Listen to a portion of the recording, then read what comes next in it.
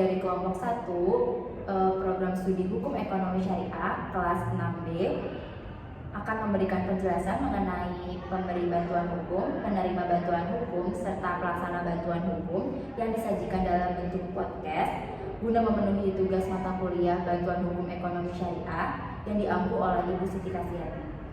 Sebelumnya, perkenalkan, nama saya Nabila Hasna Aziza Johan dengan NIM 2121111049 yang ditemani oleh rekan-rekan saya selaku narasumber pada podcast kali ini. Yang pertama ada Mbak. Saya Nurfitri Rofaini dengan NIM 2121111052 selaku narasumber pertama. Lalu ada saya Rebecca Dawia dengan nomor NIM akhir 054 selaku narasumber kedua. Saya Fiska Reza Dianggraini nomor NIM 212111067 selaku narasumber ketiga. Dan saya Tania Safira Maharani dengan NIM 212111076 sebagai narasumber terakhir. Baik, langsung saja kepada narasumber kita yang pertama, yaitu Mbak Nurfitri. Menurut Mbak, apa sih pemberi bantuan hukum itu? Menurut saya ya Mbak, pemberi bantuan hukum itu merupakan organisasi kemasyarakatan yang memberikan layanan hukum kepada masyarakat yang kurang mampu, seperti itu Mbak. Itu ada di Undang-Undang Nomor 6 Tahun 2011 tentang bantuan hukum. Baik, menurut Mbak, syarat pemberi bantuan hukum itu ada apa aja sih? Dari undang-undang tersebut ada 5 ya Mbak. Yang pertama ada berbadan hukum, yang kedua terakreditasi, yang ketiga ada memiliki pengurus, yang keempat ada memiliki kantor, dan yang terakhir ada memiliki program bantuan hukum. Baik, selanjutnya menurut Mbak, pemberi bantuan hukum itu memiliki hak apa saja?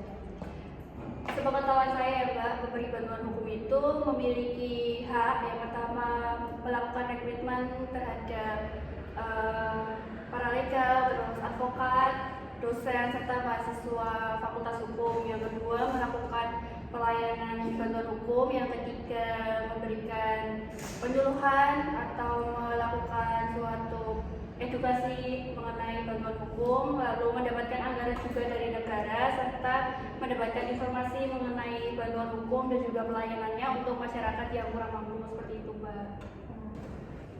Lalu menurut Mbak, ada nggak sih kewajiban yang harus dilakukan oleh pemberi bantuan hukum itu sendiri? Ada Mbak.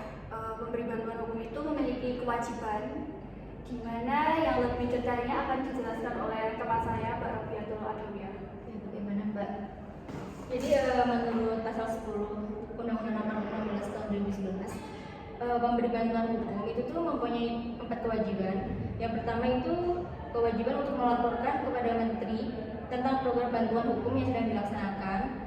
Lalu ada melaporkan setiap penggunaan anggaran negara yang digunakan untuk pemberian bantuan hukum. Lalu yang ketiga itu menyelenggarakan pendidikan, pelatihan bantuan hukum bagi advokat, paralegal, dosen, mahasiswa fakultas hukum. Lalu yang keempat itu menjaga kerahasiaan data klien yang sedang ditangani, kecuali klien-klien yang mungkin menurut undang-undang itu informasinya dapat dibocorkan ke publik.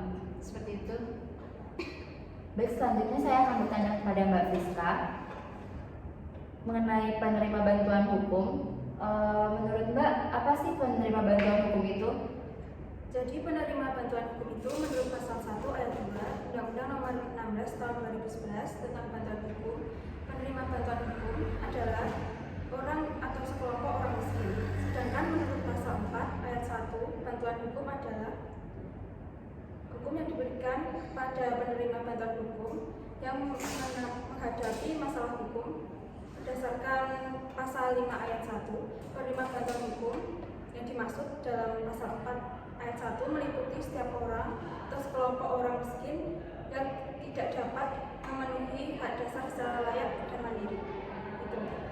Lalu apa saja sih Mbak hak dan kewajiban penerima bantuan hukum itu sendiri? Jadi hak dari penerima bantuan hukum itu terdapat dalam pasal 12, yaitu yang pertama mendapatkan bantuan hukum hingga masalah hukumnya selesai atau perkaranya telah mempunyai kekuatan hukum tetap selama penerima bantuan hukum yang bersangkutan tidak mencabut surat kuasa. Yang Yang kedua, mendapatkan bantuan hukum sesuai dengan standar bantuan hukum atau kode etik advokat. Dan yang ketiga, mendapatkan informasi dan dokumen yang berkaitan dengan pelaksanaan pemberian bantuan hukum sesuai dengan ketentuan peraturan perundang-undangan. Sedangkan kewajiban bantuan hukum terdapat dalam pasal 13, di mana yang pertama menyampaikan bukti, informasi, dan keterangan perkara secara benar kepada pemberi bantuan hukum. Yang kedua, membantu kelancaran pemberian bantuan hukum. Itu Mbak. Baik, selanjutnya mengenai pelaksana bantuan hukum yang akan saya tanyakan kepada Mbak Kanaya. Menurut Mbak, siapa saja sih pelaksana bantuan hukum itu? Menurut saya ya Mbak, pelaksana bantuan hukum itu ada dosen, paralegal, advokat, mahasiswa hukum yang mana bekerja sama untuk menyediakan akses terhadap sistem hukum dan memberikan bantuan kepada individu atau kelompok yang membutuhkan. Gitu Mbak. Tadi Mbak menyebutkan dosen. Menurut Mbak, peran dosen itu apa sih dalam pelaksanaan bantuan hukum? Menurut saya, Mbak, yang pertama adalah memberikan pengetahuan hukum kepada mahasiswa dan masyarakat. Yang kedua, membimbing mahasiswa dalam kegiatan bantuan hukum. Dan yang terakhir itu memberikan nasihat hukum kepada individu atau kelompok yang membutuhkan. Seperti itu, Mbak. Lalu untuk pelaksana bantuan hukum yang lainnya seperti mahasiswa, paralegal, dan advokat, menurut Mbak apa sih peran mereka dalam bantuan hukum itu sendiri? Mungkin kalau itu ya Mbak, dapat dijelaskan oleh kelompok yang selanjutnya mungkin. Baik, terima kasih. Baik, mungkin segitu saja podcast kita pada hari ini. Semoga pembicaraan kita tadi dapat bermanfaat bagi kita semua. Sekian dari kelompok kami, kurang lebihnya mohon maaf. Wassalamualaikum warahmatullahi wabarakatuh.